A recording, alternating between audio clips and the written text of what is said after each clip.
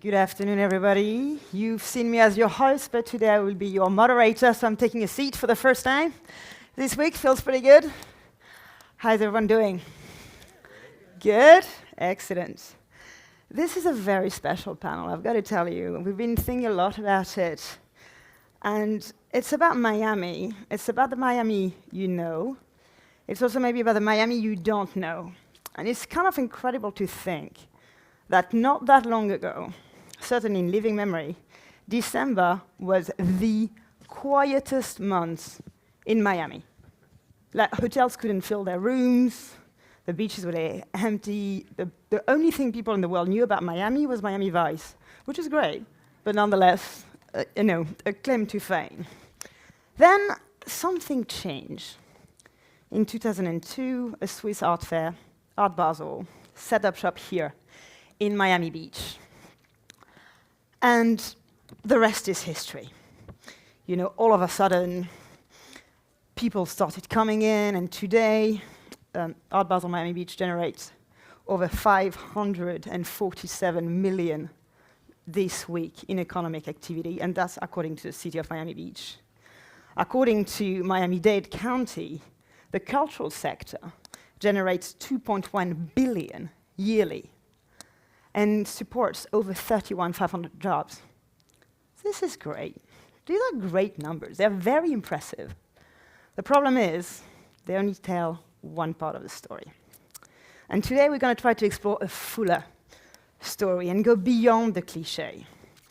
The reason why Art Basel became what it is, and the reason why it was really able to blossom so far from the banks of the Rhine, was the fact that there was in Miami a small but mighty community of creatives who had been there all along and continue to push on.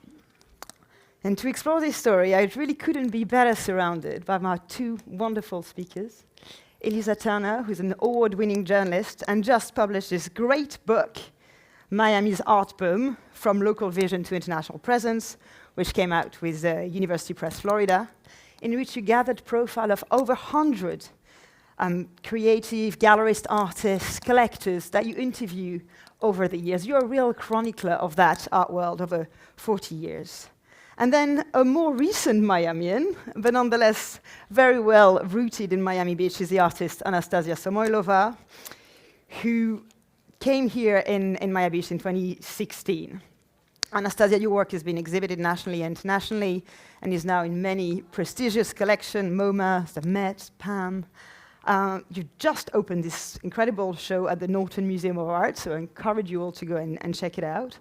But if you want to see closer to home, you can just go down the floor to Wenthrop, where your work is also exhibited, and here in Miami at the Gallery Dot 51. So lots of opportunities to see your work. So first, I want to give you a very warm welcome. Welcome, Elisa. Welcome, Anastasia. Thank you for being with us. And then I just wanted to do a little survey. How many of you knew Miami before Art Basel? A lot. That's great. So you'll tell us where we go wrong, and you'll tell us if you agree. And now I want to turn to you, and if you just to give us a sense, lay of the land, what does Miami represent for you, emotionally, historically? How do you see Miami today? Starting with you, Elisa. You want to start with me? Yeah. So I feel like Miami has been a great place for me to sharpen my skills as an art critic. I have always loved writing, and I've always loved images. And to be able to put them together in the same profession has been an incredible privilege. And I found if you are a journalist and you are curious, you like to ask questions, there are amazing artists that I have met, art supporters, and they had incredible stories to tell me. And some of them are in this book. Mm-hmm. Okay, over to you, Anastasia. What does Miami represent to you today? To me, it represents reinvention. I read somewhere that Florida is a place where you go either to disappear or reinvent yourself. I really need to find the source of that quote because I keep using it. It's one of my favorites. But for me, it changed my practice entirely. I was a studio-based artist, painting. I studied environmental design and architecture. It was always interior spaces where my practice unfolded. And then Miami was this fertile ground for me to explore observational photography. It really inspired me not only as a subject, but as a way of seeing. It's interesting, this term of reinvention, because in a way applied to you very personally, and we'll come to your body of work. You'll see on the background, by the way, some images of several series of Anastasia's work, including Flood Zone, the first work you did in 2016 when you arrived, and hold that thought, we're coming back to that.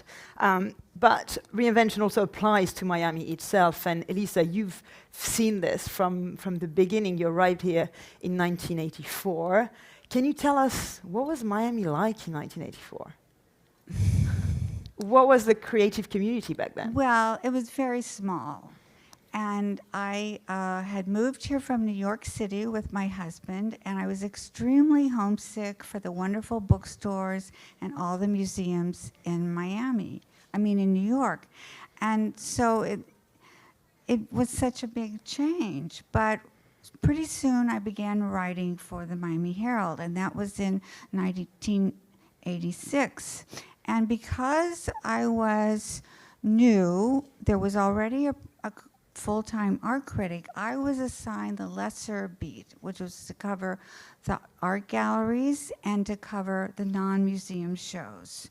Helen Cohen, who was extremely talented, she covered the museum shows in the air in South Florida. There was the Low, there was the recently opened Center for the Fine Arts, and in Fort Lauderdale, there was the Fort Lauderdale Museum of Art, now it's the NSU Museum. There was the Boca Raton Museum, and there was the Norton Museum of Art. So she did those. And interestingly enough, I thought, well, she's doing all the most exciting work. But my curiosity, I began very curious to study what was happening in the art galleries. And at that time, I met some of the artists. I found some of their artwork interesting to write about. And those were artists now that we considered some of the major figures in the Miami art scene. Can you give us some names? Well, one of the galleries, Barbara Green Gallery, that's no longer there, I met Carlos Alfonso. I encountered the work of Purvis Young. And at other galleries, I encountered the work of Robert Huff, Lydia Rubio, and Arturo Rodriguez. So Arturo Rodriguez and Maria Brito really began my book, as well as Robert Huff. And now they have done very important work. They are incredible collections, and I think it was lucky that I happened to just be focusing on the galleries, and I met these artists. In fact,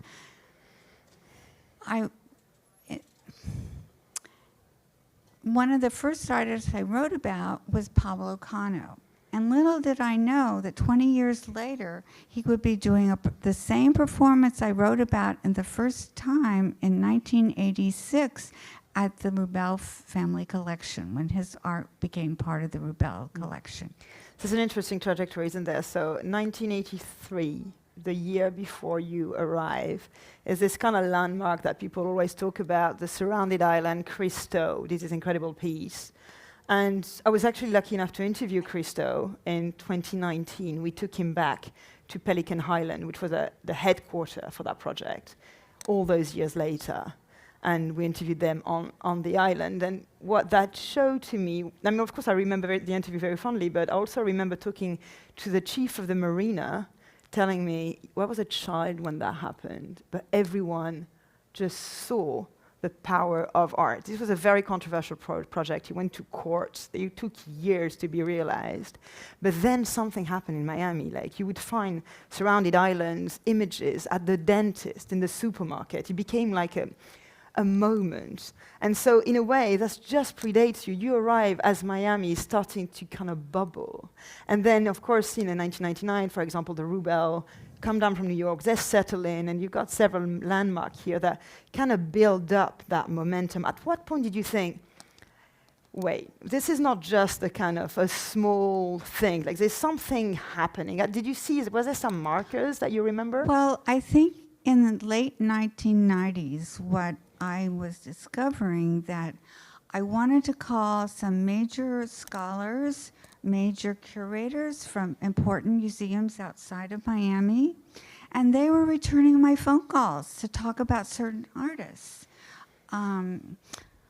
Dara Friedman, Mark Hanforth, Hernan Ba, and then really very exciting to me, I was writing about Jose Badia, and he gave me the number of Robert Ferris Thompson, who's a very, well, he's no longer with us, but he's a very noted scholar on Afro-Atlantic art and artists that have come here from Africa, African heritage, and how they've shaped American art in this country. And we had this wonderful conversation. And in fact, I refer to it several times. He tells me, Elisa, Miami is teaching the rest of the world what it will be like to live in the 21st century. Wow, I love that idea. So Miami as a crucible of so many communities that come together. And that brings me to you, Anastasia, because you made this decision to come here in 2016, so that's 10 years ago pretty much. Why? Can you tell us why Miami? Why did what did you not say, okay, this is New York, or this is, LA, this is going to be Miami, and this is where I'm going to start my reinvention? There are always some practical needs an artist has, and throughout art history, you would then find out things like, oh, did Matisse simply have too much red paint, so he did the red room, or was it a conscious decision, or did he need to use it up? For me, I needed to stay on the East Coast. I'm very much still connected with Europe. My gallery that represents me here is in Germany. My first publisher is in Germany. So there's quite a deep connection with Germany and a lot of other places in Europe. So it needed to be on the East Coast. Our beginnings in America with my husband were through Midwest. So we came through the sort of flyover country. And again, it was practical need. It needed to be inexpensive. We needed full scholarships. So we got them. It was a private university, but we got, room and board. I got my MFA here. There was no equivalent of that in Russia. I already had my master's in environmental design. But there are all these practical needs. And then Miami seemed like this exciting frontier, like there's still all this possibility here. And most importantly, I was teaching full time. Initially in Midwest, I was hired to teach at a community college, and I got an early tenure there. It was a fascinating experience, teaching first generation college students, welders, nurses, farmers. There's a big agricultural region there.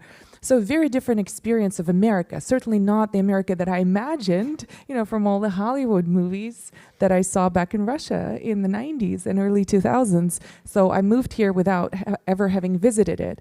And there's definitely this very strong myth of Miami that I had in my mind, again, from all this sort of mediated experience of the place, right? All these images that we are so inundated with. And then Miami actively promotes these idealized images of itself, right?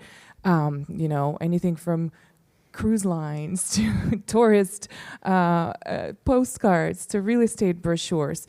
So I had this idea, and then there was this insider experience that was quite different. I got into an artist residency here, and for artists, Can you name it? Pardon me? Which one was it? Fountainhead Studios. Initially, that was a hyper-local residency. They had 2 locations. One was for local artists. So I split a studio with another photographer, and our rent was like $300. You couldn't imagine that in New York City at the time. It's 2016. And then next thing, I finally got into an Art Center South Florida artist residency. That was major because it was just around the corner from the convention center. And a lot of the Art Basel traffic actually trickled down to our residency. And I met people that I'm still in touch with, bigger than that, people that actually got me the galleries that continue to represent me now. That's interesting. So in a way, you've been able to draw on two networks which connect and not always connect, and it's something that we maybe will talk about a little bit later. But so the kind of the Art Basel international crowd that comes here, but also the support network that you had locally. And when they connect, I guess this is when the magic happens. And you told me about welcoming those collectors into your studio, not knowing at all what they wanted, and then 2 years later you get a phone call, and then you've got a gallery in Germany, and so these things also trickle down, and it's just great to see that. This image is quite striking, and it's flood zone. It's almost like your signature image. I saw it blown up on an enormous wall in London at your show at the Saatchi Gallery, and it's left a very lasting impression. I'd love to talk about this work a little bit, because it also coincides with your arrival. It's 2016, you arrive, and my impression, or my dream of you at that time, is that you just start walking. Is that what happened? Can you tell us how this worked? Precisely. Again, there was a little, I don't really talk about it much, but there was a practical need, because we had a bigger place in Midwest. It's the cost of living is a lot lower. And then moving to Miami Beach, us family of 3, our small son, we rented a studio apartment, and it was under construction, like most things in Miami, right? So that was my first very personal experience with construction, entirely obstructing any daylight into our windows. So I just wanted to get out of that apartment as much as I could. Our son went to daycare, and I was just kind of stranded. And this is coincided with, didn't coincide. I quit my tenured position in academia, which was terrifying. So I feel like the walks came out of a real deep anxiety over, questioning my choices. This whole move, and then going freelance, in this art career full time. It felt like it was just, impulsive. So I thought, but I had to take that leap of faith, and art, the career in the arts is just a career of risk-taking nonstop. And then this move towards observational photography was another risk. I already had a gallery in New York City, actually, at that point, that signed me on with my constructs called Landscape Sublime. I have several public art objects throughout Miami that represent this project, Mount Sinai, Miami International Airport. And so they told me that this whole trajectory in documentary photography was essentially a sabotage of my career as an artist. But I felt so deeply that I needed to get this project out of my system as, not only an insider, but as a parent, living on this climatic knife's edge in Miami, and having been through, at that point, 2 hurricanes with all the accommodations required. I felt like that was the story that needed to be told. And I thought, so be it if it's only going to be published commercially and never get any kind of art market. I really need to get it done. And thus began the Flood Zone project. And it came out of a very frantic search whether we were in the flood zone in our little apartment in Miami Beach. So I was just hashtag flood zone on my social media, precisely. And then when I asked my friends, what should I title the project? They said, it's already in there, flood zone. And that really put me on the map as a documentary photographer. In photography, I'm so drawn to that medium now because, beyond being an art form, it's also a true record of our time. There is something very strong about these images, which is a tension between the surface and the message, which is underlying. And we'll come back to that. But I just want to turn to you, Elisa, because do you think that Anastasia's experience is something that you've seen other artists come and incorporate Miami in their work? Or, is this an experience, we talk about community of exiles kind of landing, beaching in Miami sometimes. I think that's implicit in a lot of excuse me. Thank you. I think that's implicit in a lot of works by artists who have come here from the Caribbean and from Latin America. I think particularly of Edouard Duval-Carré, whose work is beautifully layered, I would say intimately layered, with the history of the Caribbean and particularly the history of Haiti.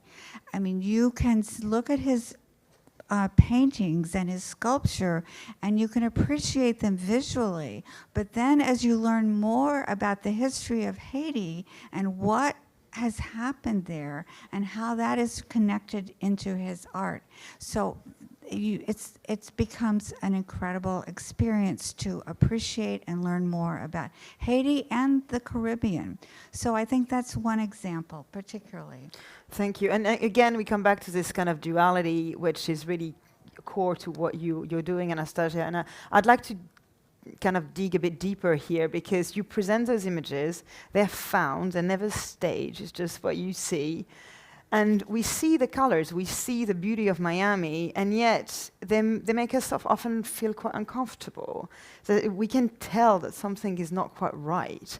And whether you kind of flood zone directly refers, of course, the ecological crisis that the world is undergoing, but Florida is feeling particularly with rising seawater, with extreme heat wave and frequent floods.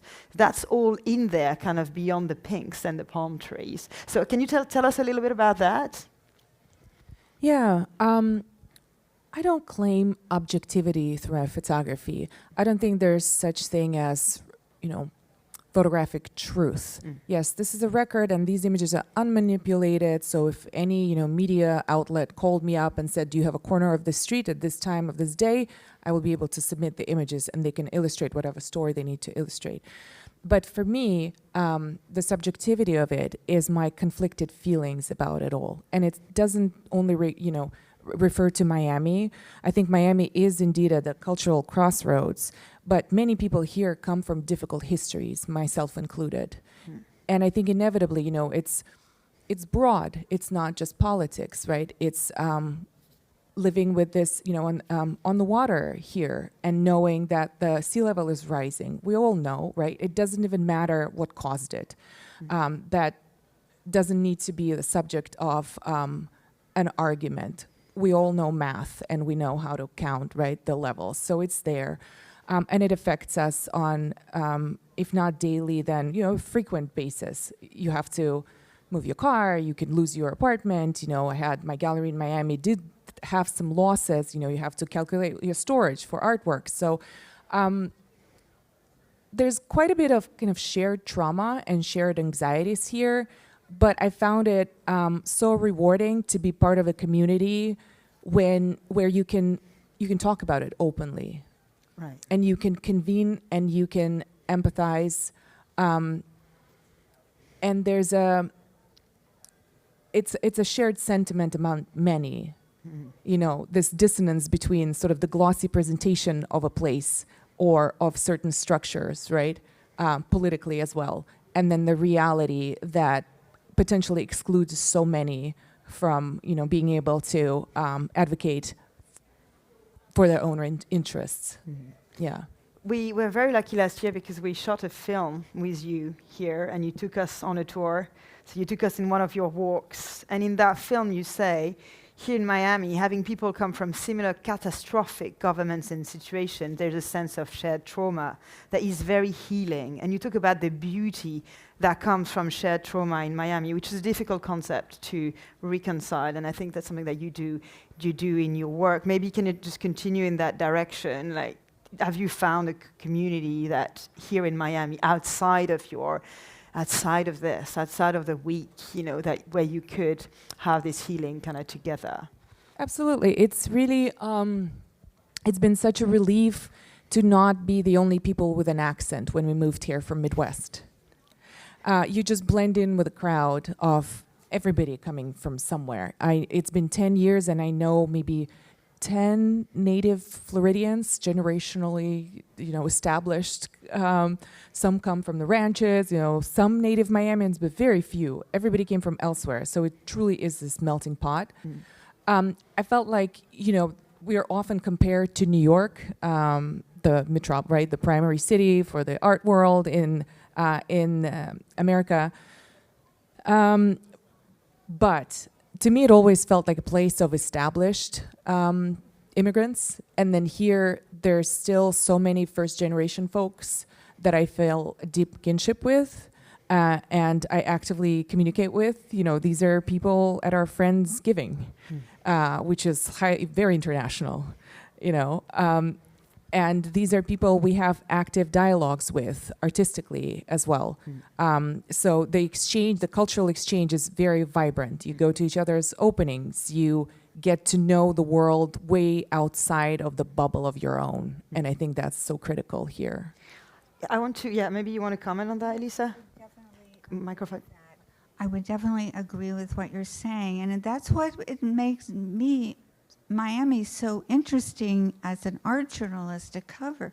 Because when I first moved here in 1984, I really knew very little about the history and culture of Latin America, of the Caribbean, and while I would hardly consider myself an expert, I have learned so much by talking to artists about why they came here, what their imagery means, and what they're doing about it, and why that makes their art so compelling. And I think one of the first times we connected, actually, I was writing for a publication, this was in my post-Herald life, called Biscayne Times.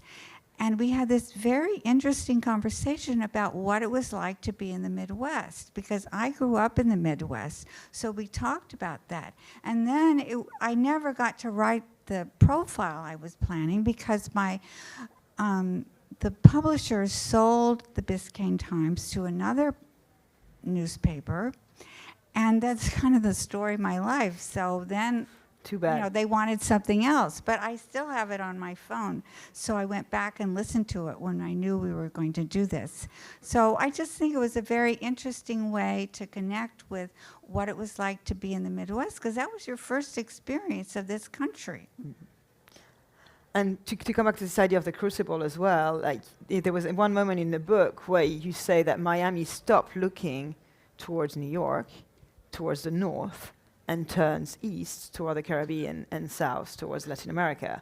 And that's something that here at Art Basel we've also very much embraced. You'll see on the show floor the number of Central and Latin American galleries that are represented, something that is fundamental to the show's identity here, and really kind of trickle through all the practices that we see coming out of Miami. Was there a moment where you noticed that, Elisa? Well, it's very interesting. I thought about that question a lot because that moment was always here, really. But until 1996, when MoCA, before it had been called the Center of Contemporary Art in North Miami, then it became MoCA, Museum of Contemporary Art in North Miami. That became a collecting institution. It started showing Miami artists as in the context of a lot of famous national and international artists. The same thing happened in the same year in 1996. The previously called Center for the Fine Arts changed its name to the Miami Art Museum, which is now the Perez Art Museum, Miami, and it also started showing and collecting Miami-based artists, and in an international context.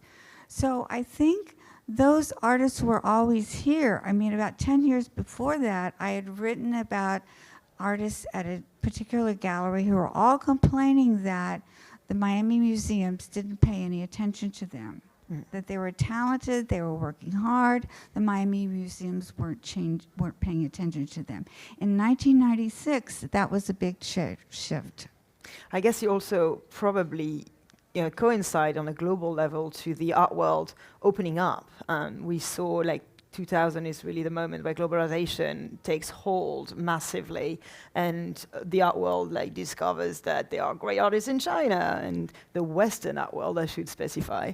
And so there is also a curiosity that comes for different cultures that kind of start bubbling back and has continued. But we are a moment where some of this is in danger, and we've talked about how books can help support kind of spreading a message. And I want to talk about books a little bit because you've just published a book. Anastasia, you're an avid bookmaker. You made book before you made exhibition almost, and sometimes just really self-driven. Can you just tell us a little bit about your interest in book and why they matter? Well, I have a big library of books that I was very lucky when I was writing for the Herald. I would get sent review copies, even though I didn't have the space to review them. They would arrive at the Miami Herald at my desk, and so I brought them home and I collected them, and it's really been wonderful. I love books, and I love what's going on here now with we have book publishers, Exile Books. I can't think of any more right now, but Miami is definitely a place with a Miami Book Fair that cultivates readers and a love of books. So I think that's great. And I wanted my collection of Miami Herald articles to be much more than a repackaged version of old newspaper columns. So they were redesigned in this beautiful book. The University Press of Florida has a beautiful design team and production team. And I think having a book is a permanent record of what happened. And even now, when we live in a state where banned books are, I've heard that Florida is one of the states with the most banned books. It's wonderful to have books that have a record of what happened. Just like your book is a record of what we went through what we're still going through with the rising seas. And for you, Anastasia, it's also a way for the art to be seen everywhere. Can you tell us about that? Almost a book as exhibition. Yeah, that's the best part, that books truly transcend our geographic boundaries. I get shout outs from places that I've never been to. Suddenly my book is like book of the month in India or Turkey. Or I was shooting in Tokyo where I've never been before, and they already had my book in the bookstore. And I was so ecstatic, I ran up to them and said, "Do you want me to sign these copies?" And they were like, "Who are you?" And I'm like, "I'm the author of the book." So somebody there had to buy the book. The beauty of, art book publishing is really nobody makes money on that. But they will outlive us, these books. And they travel internationally. And my goal with the books, of course, for the work to live on. So my latest book, this is my 6th book in 10 years that I've lived in Miami.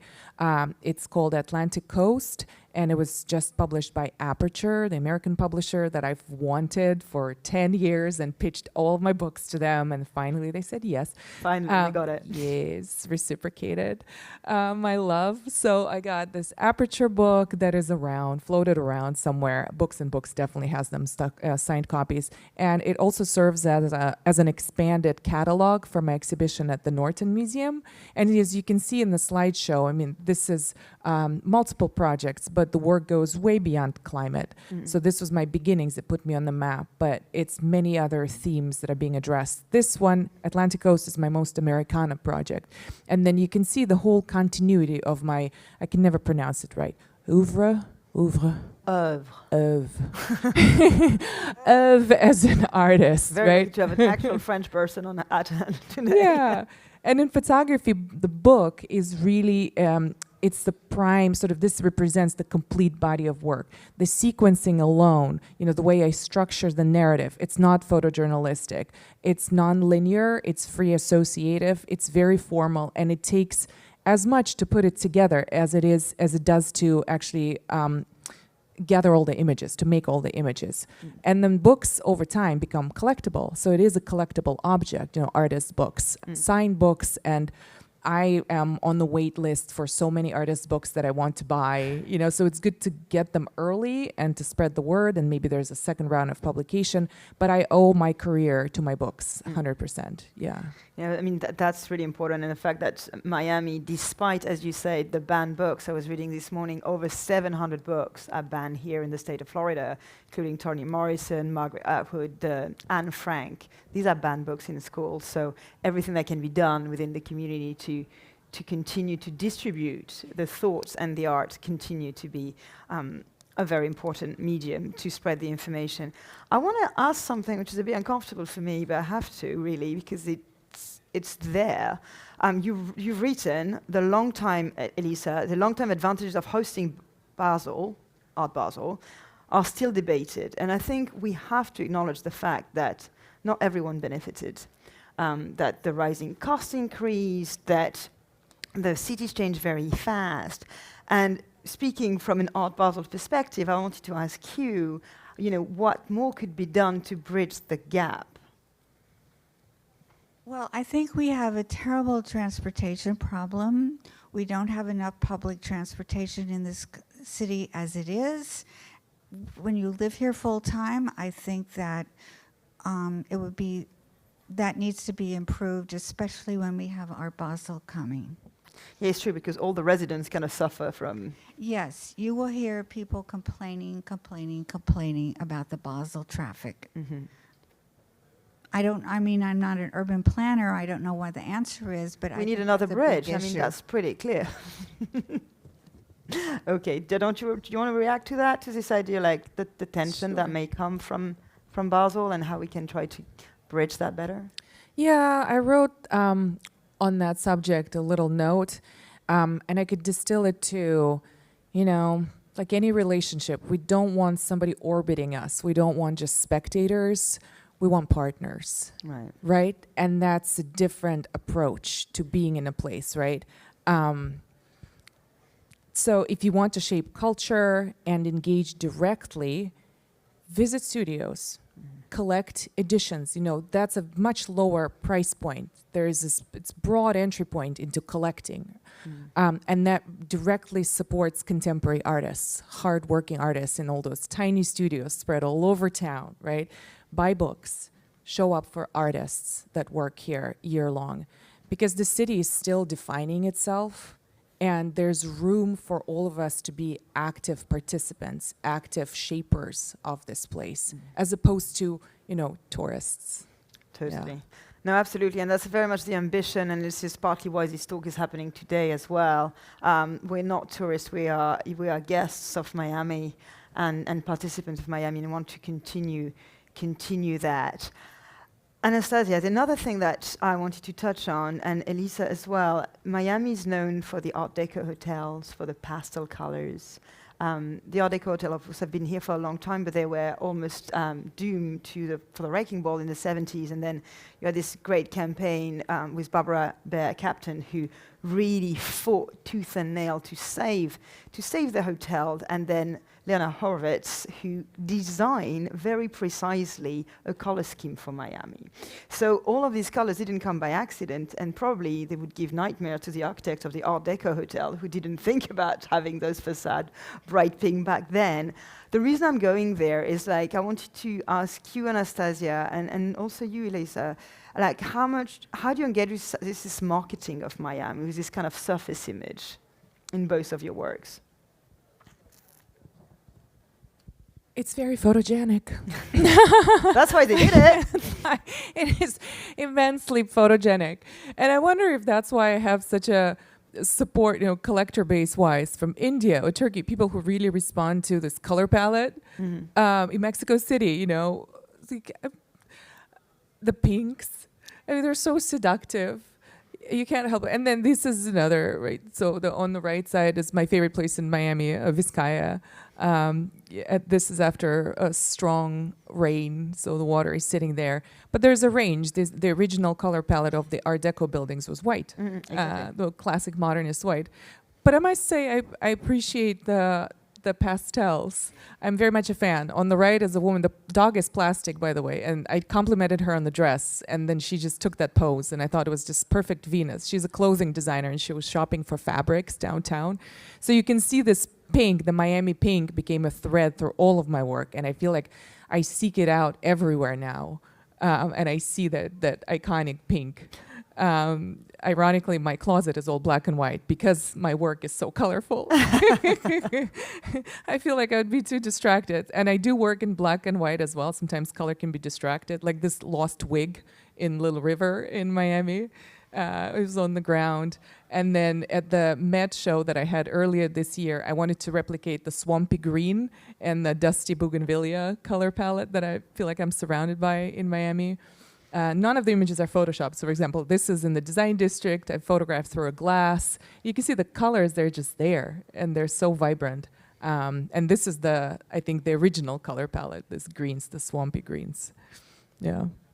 It's incredible how something which was so intentional worked so well and so simple, like let's just have paint in pink, and that changed everything.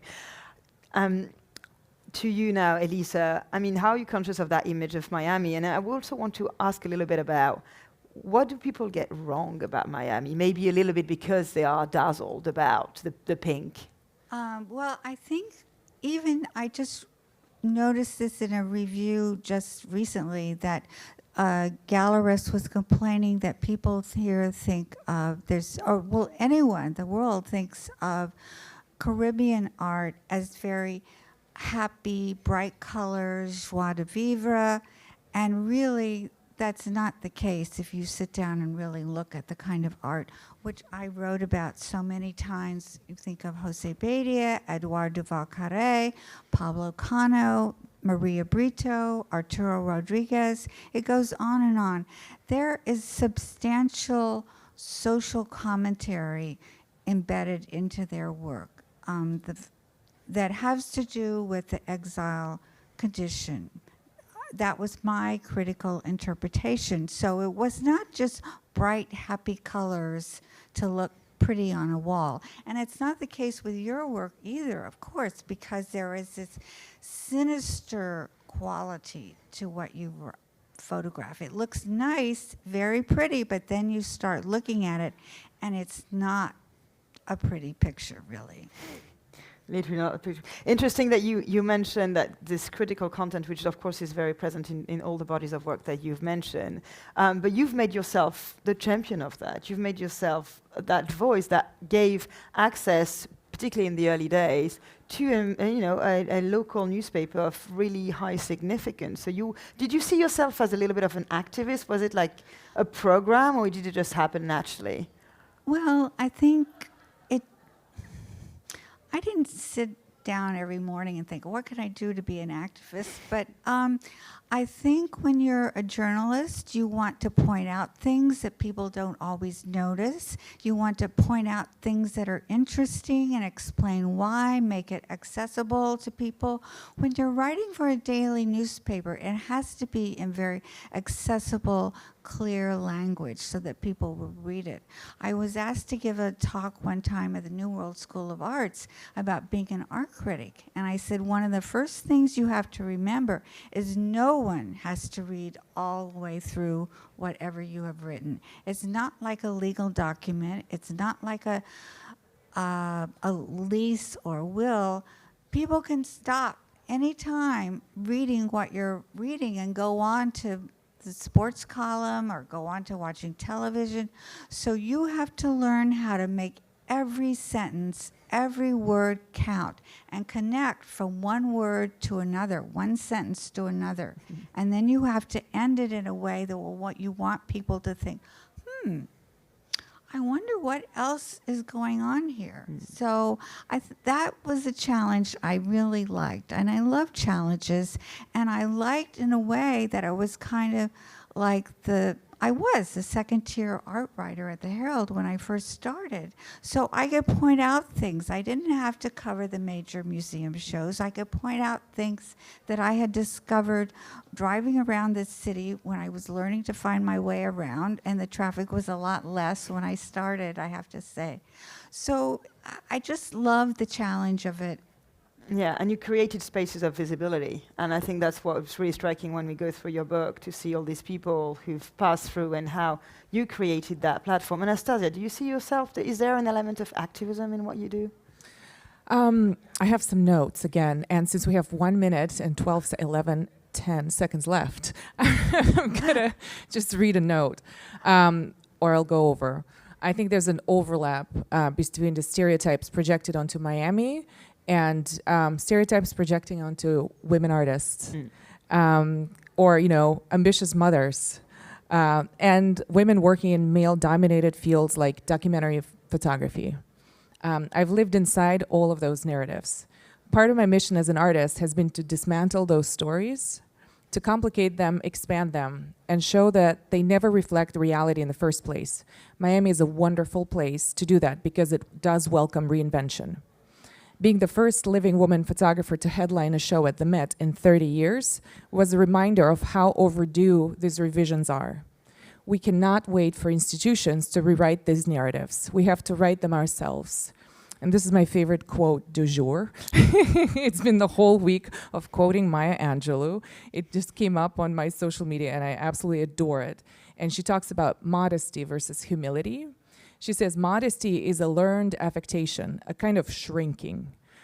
Humility is different. It says, someone came before me. I'm here because the way was made for me. And now it is my turn to make the way for someone else. That is how I understand my role, both in Miami and beyond. Thank you, Anastasia. And in a way, it's extremely striking because it's humbly that we've put this panel together to complexify history, to go beyond the cliché, to not be the big boys in town, but acknowledge all the people and all the work that has gone into making Miami the incredible creative place that it is today, and to humbly contribute and bring our little, as in French we say, bring our stone to the building and contribute to that. So I want to thank you both very much for complexifying histories with us today and for an incredible contribution. Thank you.